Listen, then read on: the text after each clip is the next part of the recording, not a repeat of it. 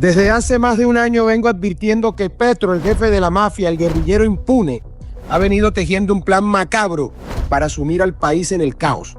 Cuando los excesos del régimen, como está ocurriendo en este caso, llevan al país a un foso profundo del que probablemente no salga. Uno de los frentes que ha implementado desde que llegó al poder es el de entregar el país a toda clase de bandidos. Abrió procesos de paz con el ELN. Se da inicio a los diálogos entre la guerrilla del ELN y el gobierno de Gustavo Petro, que estratégicamente se dividió en un frente en el sur, en el departamento de Nariño, y otro que se dedicó a colonizar territorios en el oriente y en el occidente colombiano, copando y fortaleciendo presencia en zonas cocaleras y de toda clase de economías ilegales. Es un trabajo que dicen que es malo, pero pues sinceramente destruye mucha gente. Con las FARC ni se diga. Petro, con el cuento de los diálogos de paz. Algunos narcotraficantes le estarían pagando hasta $1 millón a un cartel de abogados a cambio de ser nombrados gestores de paz para así evitar su extradición a Estados Unidos y quedar en libertad. Logró lo que ninguno de los bandidos más avesados se había imaginado: transformar a las FARC en 4. Las FARC de Mordisco, las de Iván Márquez, las disidencias de ambas y las FARC que están impunes, sentadas en el Congreso dictando cátedra de moral. De esa manera, los bandidos de ese grupo narcoterrorista controlan territorios en Cauca, Valle, Chocó y se disputan territorios narcos entre ellos mismos. Iván Márquez y los helenos se refugian y ejercen poder político y armado en las dictaduras cubana y venezolana. Tiendo mi mano al pueblo de Colombia, al presidente Gustavo Petro, para reconstruir la hermandad. Pero no solo es la guerrilla narcotraficante a la que Petro ha fortalecido y entregado extensas partes del territorio colombiano.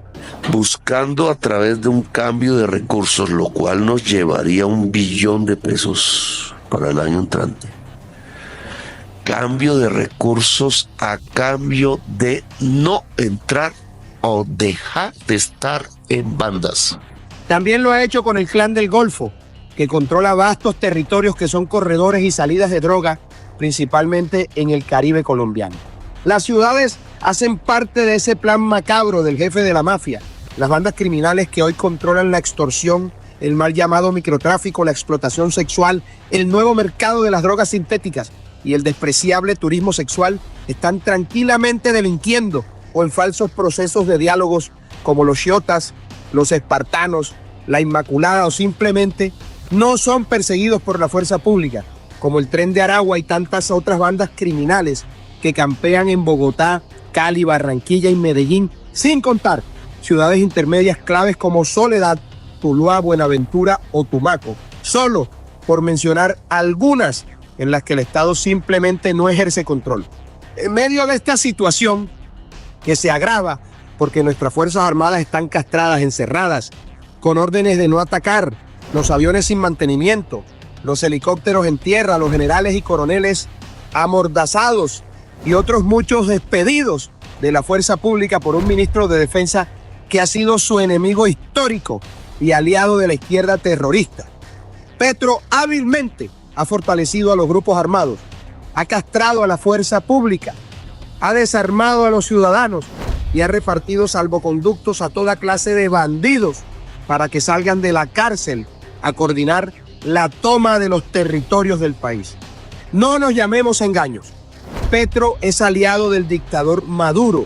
La supuesta pelea es fingida, así como es provocada también la situación en el Catatumbo. Los enfrentamientos que dejan muertos y desplazados no son otra cosa que la consecuencia lógica del desmadre provocado por quien lo único que sabe hacer es crear el caos.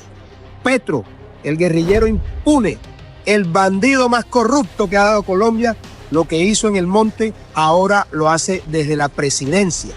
Nadie como él sabe que todo ese caldo de cultivo generará una guerra narcotraficante que hoy ya se está librando entre los helenos y los miembros de las FARC en el Catatumbo, que además causa un desplazamiento de miles de civiles que hoy están refugiados por ahí, en cualquier lado, en la calle o simplemente mendigando.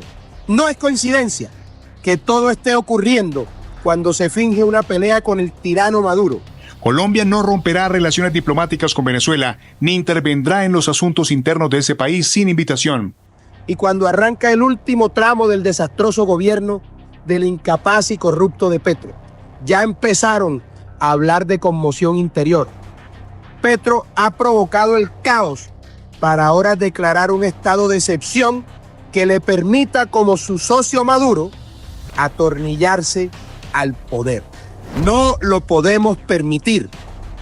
Petro creó la situación para generar un estado de cosas que se salieron de orden, que se salieron de madre, y ahora pretende echar mano de una fórmula constitucional para darle apariencia de legalidad a su verdadero plan, atornillarse al poder. Que Colombia lo denuncie y lo enfrente.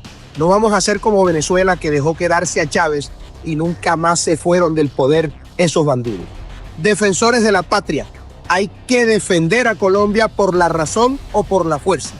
Los muertos del Catatumbo son víctimas de Petro. Lo que está pasando hoy en el Catatumbo estaba advertido hace 2 meses y el gobierno no hizo nada. Por eso hoy hay más de 100 muertos y más de 10.000 desplazados. No vayamos a permitir que sobre su sangre se vaya a sustentar una dictadura.